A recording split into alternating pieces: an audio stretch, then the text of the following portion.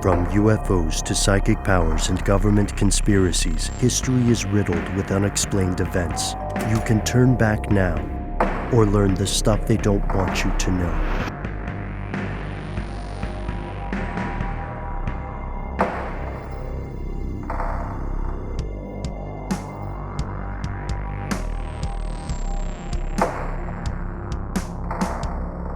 Hello, welcome back to the show. My name is Matt. My name is Noel.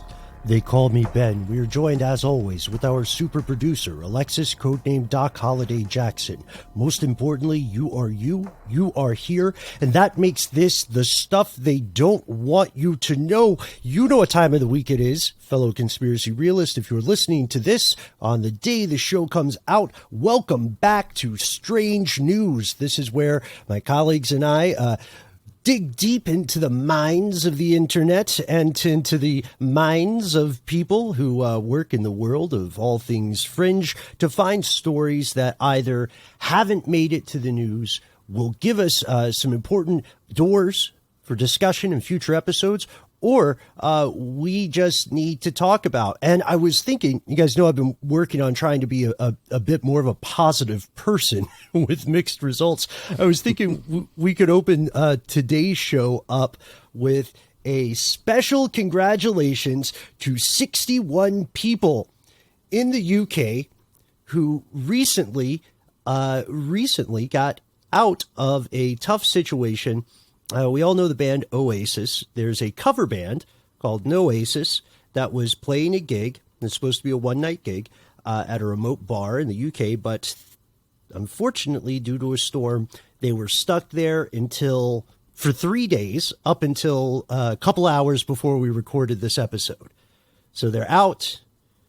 Congratulations. I don't know when enough time will have passed for them to hear Wonderwall without, reliving the events.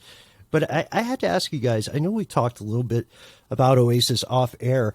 You guys are Oasis fans still, right? I think that just hit us at the right generation. Fan. I like, they had some bangers. I like Don't Look Back in Anger a lot. I don't know that I know any deep cuts, really. I never really, jumped on the Oasis train, but they certainly occupied a place in my youth. There's no question about that. Yeah. I still don't know what a Wonderwall is. I don't think Noel Gallagher does either. I don't think so. Oh, snap. Yeah, they were definitely that, this generation's Beatles, right? But unfortunately, this past week is when that Beatles documentary finally dropped. Oh, yeah. And we got to all learn collectively how, I think it's Get Back was written because John Lennon was late. That's right. Yeah. Oh, I've only made it about halfway through the first part. It's quite long and incredible footage. It really shows, there were all these rumors that was like a really cantankerous time for them. And you don't really see that. You see them being pretty kind to each other, definitely having their own personalities and egos flexing a little bit. But in general, they work together quite well. And it's really kind of neat to see. It's almost like sitting in on band practice, but it's like, legends. Yeah. I guess my point is just they're not the Beatles. Yeah, they were never the Oasis. Beatles. No. Not even close. They wanted to be. I mean, aim high. You know what I mean? I applaud audacity and ambition. So congratulations to the folks who spent some unexpected time in the Tan Hill Inn, Great Britain's highest altitude pub. Also, on a positive note, maybe you made some friends for life. That's what happened to us when we were stuck in an airport for a day. And then, maybe count your blessings that you were stuck with an Oasis cover band and not the actual guys from Oasis, who can be a little cranky. Yeah, so they don't even talk to each other. The brothers Gallagher is a pretty cute little detail. Apparently, the folks in the pub passed the time by doing pop culture quizzes, like pub trivia, I guess, that they had on hand. And they did some karaoke, and I guess that the Oasis cover band also regaled them. But a lot of the folks in this event started referring to the band as Snowasis. Yes, which is great because their original name was Noasis. Right. Anyhow, this is what you get with Strange News, folks. The hard-hitting facts. the reporting that apparently CNN won't cover. But CNN probably did get to Oasis. Today we have some important stories, some disturbing stories. We're going to talk a little bit about outer space. We're going to talk a little bit about good old spycraft, cough, tradecraft. We're going to also examine the world of cults. I would say, and I would also say it's a way for us to examine how cults have changed in the world of ubiquitous social media. And so for today's first story, I suggest we start on what I'm going to call another positive note. Congratulations to the Pentagon. Congratulations to all our friends in the field of ufology. The Pentagon is officially back into aliens in a big way. That's our first story. Also, it turns out Canada is ignoring aliens in a big way. That's like the byline. That's the snarky paragraph at the end. But we talked about this a little bit off air, Matt and Noel. We did a series on those 2 disclosure reports that came out that were called a nothing burger by some, because the declassified report, which we did a whole episode on, is pretty short. It's mainly asking for more money, like most government reports do. And it did have some revelatory stuff in there. It said that, there are a few sightings that appear to be things operated by some sort of intelligence and appear to be technology beyond the grasp of at least the U.S. military-industrial complex. So when that report came out, it sort of fizzled a little because the more substantive classified report is still classified. So the public doesn't know what's in there and probably won't know a lot of it for decades to come. But the big question we all had, which you probably had at home, fellow conspiracy realist, was simply this: what next? What's going to happen? You know what I mean? Is there going to be any action from the world's mightiest military, pretty much saying, we don't know what the fuck is going on, right? We talked about the threats that poses. We talked about the problems it creates. And we talked about whether or not anything would happen or whether the news would just go to some distracting story about a celebrity or something like that, which it did, by the way. Oh, yeah. I got to say, though, a pretty clunky name they've given this thing. Yeah, no kidding. The Airborne Object Identification and Management Synchronization Group, or AOMSG. Oof. That's like a sound like a Cthulhu makes. And what's the synchronization business? I think that's the thing that threw me the most, man. Yeah, so this is like a repository. They're trying to bring together all the information from these disparate parts of the DoD and different U.S. government agencies, because for a long time they had 2 huge problems. One, a lot of pilots and a lot of other professionals thought they were going to lose any chance of promotion, maybe even lose their jobs if they sounded like total wingnuts. And second, even if they did report stuff, which was the right thing to do, this whatever department they're in, whatever branch of the military, may not have reported it to anybody else. It may have just been filed away and ignored, Canadian style. We'll get to it. Lovely neighbors to the north. We're going to point out some stuff with Canada in a second. But yeah, they appear to make a good faith effort. They're trying to gather all these documents and all this information, and they're focusing on something pretty interesting, something called special use airspace, or SUA. We're going overboard with the acronyms. I think we gotta get them out of the way. So there's AOMSG, which sounds like, a Scandinavian person who's drank too much falling in slow motion, right? You can hear that. And then there's another thing that comes into play. Let's just run through the acronyms here. AOMSG is going to also be involved with something called AOMEXLIC, which is Airborne Object Identification and Management Executive Council. They're just killing it with the names. We've made no secret in the past on this show that, and I feel like it's okay to say it because we made the show, but Stuff They Don't Want You to Know is a ridiculously long name for a podcast, and even we have nothing on these guys. They're looking for actual UFOs, and they're going to lose so much time just typing out their names for things. Anyway, so this is good, right? Did you guys think this would happen, or that this would happen publicly? I think we all sort of assumed it would go on underground. I mean, I don't know. It's kind of like a successor, I guess, to something that was already happening, a task force, but this just sort of elevates it and gives it a little more weight, perhaps? The biggest question was, would they get more money? Would their internal Kickstarter campaign for the budget of the Pentagon be 100% funded? And it appears to have worked. So, yay! Yeah, that's the question, and it's a tricky question to answer if you are someone who holds the purse strings of government, because you will have to defend your decision, and it's a high risk decision, because what if there's some political cause of the day in your district and someone says, well, Senator Jackson could have put millions of dollars into, I don't know, stopping puppies from being kicked, which is a huge problem in our town, but no, instead she spent it on a wild goose chase for aliens, an intergalactic snipe hunt. That's the kind of stuff that can come back to bite you.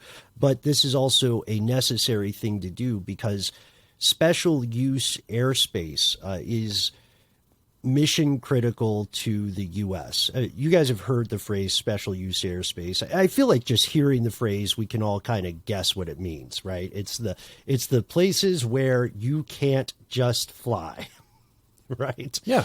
And that's everything in the places that we would easily recognize within Washington, D.C. and Virginia and a couple other places in the kind of northeast of the United States, as well as places out in the desert, places with special strategic importance to, in the energy field and all kinds of other research, right? That you can just imagine all the places. Mm-hmm. It's funny. The special use airspace is not a term I'd heard before, but it encompasses a lot of terms that you probably have heard before, like restricted airspace, or national security areas or military operation areas and things like that. There's quite a few other ones that don't fully controlled firing area, which is maybe for war games or something, or artillery testing ranges, stuff like that. I mean, yeah, you're spot on, because this is a group term that, I guess the diplomatic way to put it is, this is a group term describing any airspace that involves possible activities that could be hazardous to an aircraft. Like, hey, we shoot missiles here for practice, so you have to fly around it, or you have to convince us to stop shooting off all these missiles. One of those is an easier yes than the other, I imagine. Yeah, or you're just not allowed to go to there. Yes, right. Bad airplane. Don't go to there. So that is what is happening. That's exactly what's happening. Unidentified things, whether they be objects or just the more Weasley word phenomena, unidentified things that can absolutely smoke man-made aircraft are showing up in these areas, in these military operation areas, in prohibited airspace. No one knows what's going on, or if someone does, they are certainly not admitting it. This is a big deal, because while the more skeptical minded of us in the crowd today might say with some validity, this could be a misplaced priority, right? We have real provable problems that need to be tackled. While that is somewhat valid, it is not entirely on base. If you, as we said in our earlier episode, if you have protected airspace and you can't protect that airspace, then that means you need to question every assumption you have made about your defense capabilities and probably your force projection as well, which is your ability to go offensive. So this is... This is inspiring, but it's also scary. If you live in the U.S., you should be a little freaked out. Yeah. I came up with a new acronym for it, Ooh. Ben. I think you're going to like this. Yeah. It's the Nuclear Arms Pathway Protection Program, or NAP. I'm good with that one. Could also be Strategic Arms. Then it would just be SAP. So if you would like to play the acronym game with us, you can read the official DoD statement on AUMSG. It is, I would say, just looking at it, it's about 20% acronyms. Yeah. Yep. And and the closest they get to saying anything about UFOs is just mentioning that there was a report submitted to Congress in June of 2021. And then they use the phrase UAP a couple of times because they don't want to get caught dead saying aliens or extraterrestrials. And in their defense, that's because no one has proven that aliens or extraterrestrials exist. If you want to hear more about that, do check out our episode on that story. You can also read that full declassified report online. It will take you about 10 minutes. It really isn't long, and it isn't super technical either because there's a lot of stuff they can't mention. But we will close with this Canada thing I was teasing earlier. So whether or not you are a fan of the way the U.S. government tackles things, whether or not you're a fan of the way Uncle Sam has handled UFO investigations in the past, we can say good on them for at least making public signals, right? Those signals may not necessarily be for you, U.S. residents. They may be for whatever entity they think might be behind these UAP, if there is something behind them, if they're part of the same thing. You know what I mean? It's still completely possible. It could just be an agglomeration of errors. That's increasingly doubtful, though, especially the Pentagon believes something is going on. Make no mistake. But good on them for being public. Canada has not done the same thing. Over a motherboard on Vice, they obtained some documents from the Royal Canadian Air Force, and it turns out that the Royal Canadian Air Force has been receiving some pretty significant reports of UFOs or UAP, and they just haven't done anything. Okay. Just kind of a brushing under the rug situation, or just sort of like a nothing to see here, folks situation? So one example comes from the wee hours of September 20th, 2016, when Royal Canadian Air Force Squadron in Ontario got a call from some air traffic controllers in Vancouver, and they said, look, something crazy happened. There was this pilot for Air Canada Express who saw this very weird series of lights in the sky. We don't know what it is. We wanted to ping it just in case, which is what you're supposed to do. So the RCAF said, all right, let's look at the radar. They looked at the radar. They didn't see anything that could explain what this pilot had seen. And then they started sending out reports. They contacted the transportation department, and then they contacted this kind of secretive part of the Canadian Air Force, Intelligence, Surveillance, and Reconnaissance Division.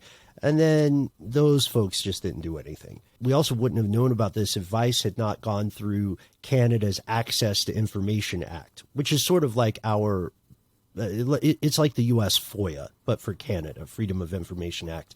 And what they saw, according to an aviation consultant and retired fighter pilot named John Williams, or Jock to his friends, what they saw is that